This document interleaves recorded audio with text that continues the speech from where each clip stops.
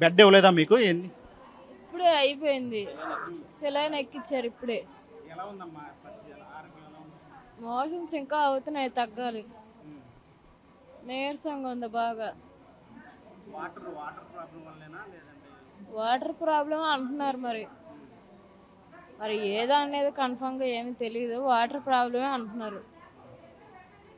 అంటే ఏం చెప్తున్నారండి డాక్టర్లు? ఏం చెప్తున్నారంటే ఇక్కడ వైద్య సదుపాయాలు అందుతున్నాయా సక్రమంగా? అన్నీ బాగానే ఉన్నాయండి. ఏం లేదు, ఇప్పుడు సిలైన్లు పెట్టి పంపిస్తున్నారు, మెడిసిన్ కూడా రాసిస్తా అన్నారు.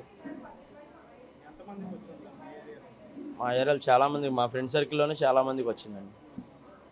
అందరూ గవర్నమెంట్ హాస్పిటల్కి వెళ్ళి కొంతమంది ట్రీట్మెంట్ తీసుకుంటున్నారు, కొంతమంది ఇక్కడికి వస్తున్నారు. దురదలు వంటివి కూడా వస్తున్నాయి. మెడిసిన్ ఇస్తున్నారు, అంతా బాగానే ఉంది, బాగానే చూసుకుంటున్నారు. బెడ్లు ఎమ్మంటే ఇప్పుడే తెప్పించారు, మార్నింగ్ అన్నీ తెప్పించి మళ్ళీ బెడ్లు వేశారు, ఇంకా తెప్పిస్తున్నారంట బెడ్లు.